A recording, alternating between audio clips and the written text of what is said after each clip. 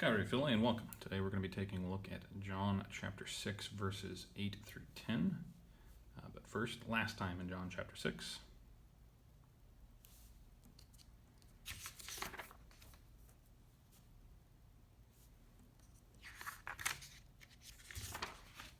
Here is our rubric. Let's go get started.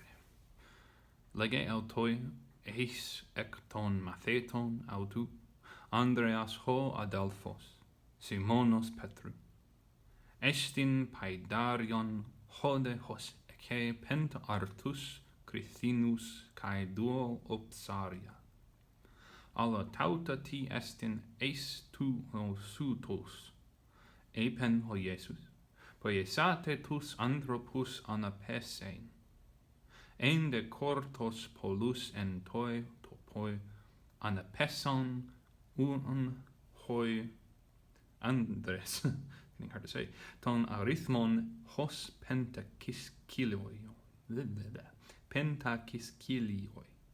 That was definitely a tough one. Going to verse 8, we see our verse right there, not our verse, our verb right there, a. So this is the simple present form that we've seen enough, don't need to parse it. Autoi with lege we already know is the indirect object, so no need to parse that either.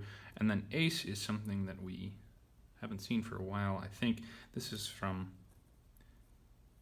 Hace Mia Han. No, that's not going to be long, it's going to be short. I think the accent goes over the iota, could be wrong, but this is one, and as you can see it's nominative singular masculine form, which makes sense because it is ace ek ton matheton, ek plus the genitive, showing part of the whole, plural, masculine, so masculine makes sense. Autou omicron upsilon, genitive, singular, masculine. This is going to be referring back to Jesus. As you got ace indicating a change of subject from our previous subject, who was Jesus. Yeah, is that right? I should have read that myself. Yeah, it's going to be Jesus, but our last speaker was actually Philip. Anyway, here we find our subject with Andreas, alpha sigma, nominative, singular, masculine. It's an irregular because this is a Hebrew. No, it's not a Hebrew name. This is a Greek name because you got alpha nu delta resh. And then this ending is, I forget how it exactly works, but Andrew's name means like manly. It's kind of funny. Ha Adelphos, to name someone manly, that is. Omicron sigma for subject, same thing there. And then we got Simon Petru. The Petru is the Greek form of his name, and then Simon is, well, it's not this Petru is not the Greek form of Simon, but Simon is, I think, his Hebrew or Aramaic name. The Hebrew Aramaic equivalent of Petru is Kepha, or maybe Kephas. I don't remember if the S is in the form or not. It shows up in Acts. So Omicron sigma with the Omicron upsilon, both of these being the name of the man, they need to match each other because they're matching in function. So it's Simon, Simonos, the form there. So also genitive, singular, masculine, owning Adelphos because he's brother of Andrew. Moving on into verse 9, that we can get the beginning of what Andrew's saying. So I'm going to put quote marks there and there. Estin, our verb of being, don't need to do anything about that. But since it's at the beginning, that's telling us that he's directing our attention to something. So it's a declarative statement. Paidarion, omicron nu for nominative, singular, masculine, going with the verb estin, as I repeatedly point out, doesn't want to take an accusative in most cases. And pais, when we're dealing with a form of that, we know it's not masculine. It's going to be neuter. So omicron nu is something that we should be ready to see. Note, though, that we've got the iota in here. Alpha rho, ratio is Hebrew. Why did I say ratio in there? Alpha rho is less of a concern, but with the iota is frequently a marker of a diminutive form. So we're talking about a littler form of the actual word. So pais is child or servant. So paidion is little child. That's the normal diminutive form. And then paidarion, I don't know what the Alpha Rho are doing, but maybe it's an even smaller child. So they got a little toddler here. That doesn't make much sense. But they got, suffice it to say, there is a little child. Hode, adverb, meaning here. Hos is going to be a boy for nominative, singular, masculine from hos. Hey, I think there's a circumflex. Ho, the relative pronoun. Ake, epsilon, iota off of the present stem, so we don't need to parse it because it's the same as lege. And then penta, artus, artus our object with omicron, upsilon, sigma for accusative, not singular, plural, masculine, loaves. Penta meaning 5 as an adjective modifying the artus. Since the clause isn't done, we want to check further ahead. And here we see another adjective, or actually this is a noun. So this is a kind of a predicate accusative, telling us specifically the type of artus. Krithinos is barley, but it's also, as I said, accusative. Don't need the C. Plural, masculine. And then kai, connecting the two objects that ake is governing. Dual opsaria. Note that we have another diminutive I here. So the normal word that you're probably accustomed to hearing for fish is ichthus, but this is from like opson. I'll write that over here, which could designate a different type of fish than ichthus does, though I have no idea what type of fish ichthus is talking about. I don't know what actually exists in the Lake of Galilee, so with this iota and then a different word for fish, this is possibly sardines. I think they have sardines there. I don't know. I'll have to go someday. But with the A, note we got omicron nu in the non-diminutive form. That's going to be neuter for accusative, plural, neuter, dual, modifying it. Very tiny meal if it's sardines. Oh, there's more for him to say, sorry. But tauta, this form we've seen enough times before for accusative, plural, neuter, referring to the previous statement, and T confirming the neuter. No, not T is not confirming the neuter. T is introducing a question. It's unrelated to neuter, meaning it will mean what.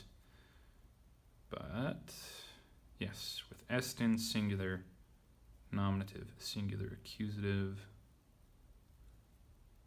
Nominative, that doesn't make sense. Nominative, singular, neuter.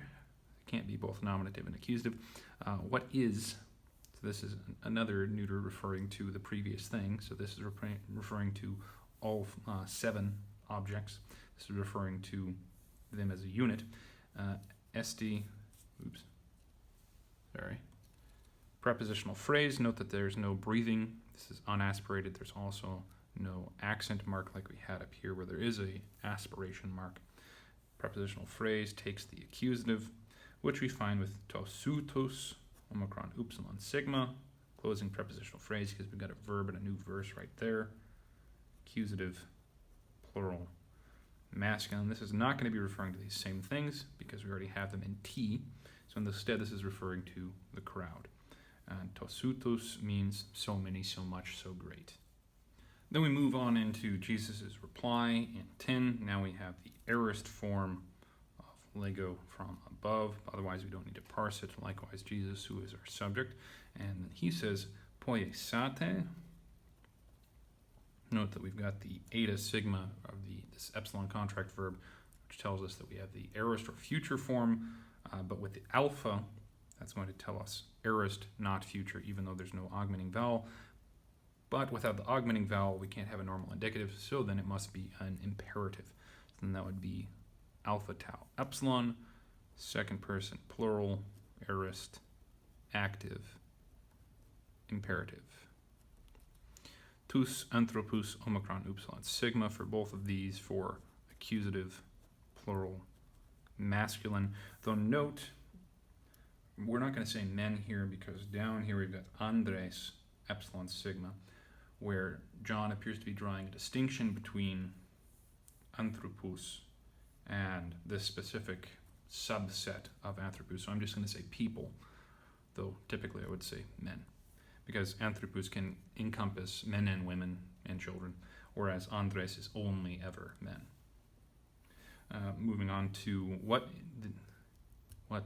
Andrew and company are supposed to make, because it's plural, so it's not just Andrew, but what they are supposed to make these guys do is ἀναπεσεῖν, epsilon iota nu. So this comes from, I'm going to write it over here. So pipto to fall, anapipto to recline, so fall to the grass, but not violently. Epsilon iota nu. I'm not sure why we have the circumflex here. As you recall, an infinitive is technically a contraction of epsilon nu, which then just turns into epsilon iota nu. What that doesn't mean that the accent should appear on it without good reason. There's no particle word after this which would give it an accent or draw the accent back. So then this aorist form, which is what we do have, note the epsilon sigma change, so we no longer have pi tau. It's like pipto, pipso, epesson, I think it is. There must be something going on here, but I don't know what it is. Sorry. But I would imagine there's another E. Otherwise, it wouldn't be epsilon iota, it would be something else.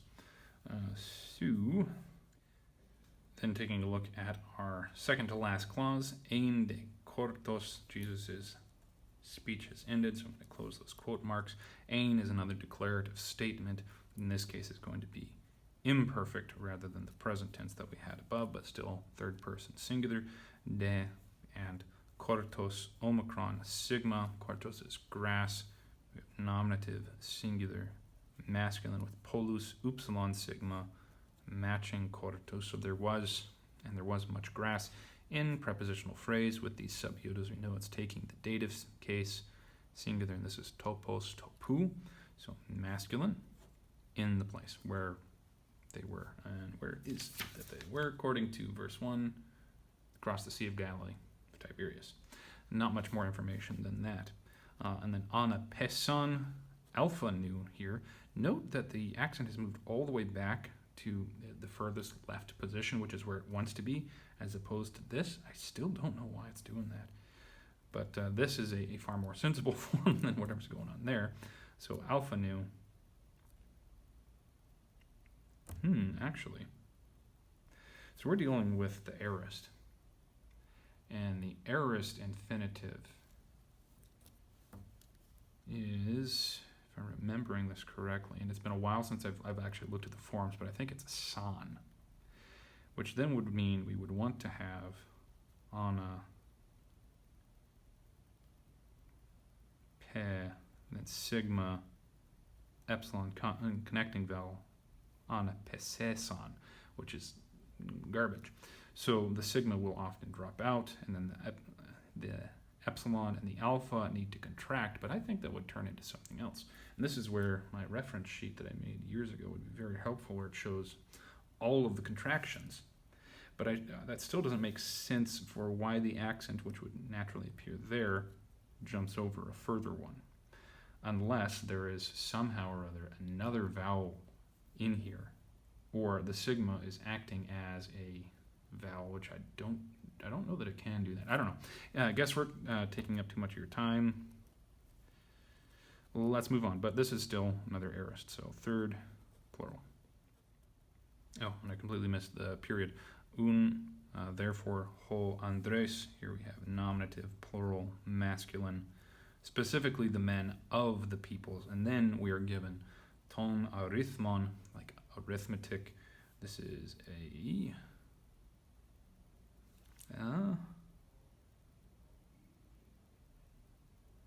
we don't have a verb in here, and this is technically a clause in and of itself. So what this is actually is a nominative singular neuter, and it's just a statement without a verb. It's assuming estin.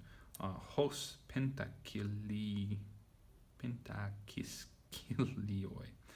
Or, since this is Omicron iota for nominative plural masculine, that is just an accusative of exclamation, the number. But why would it be doing that? Why would we have...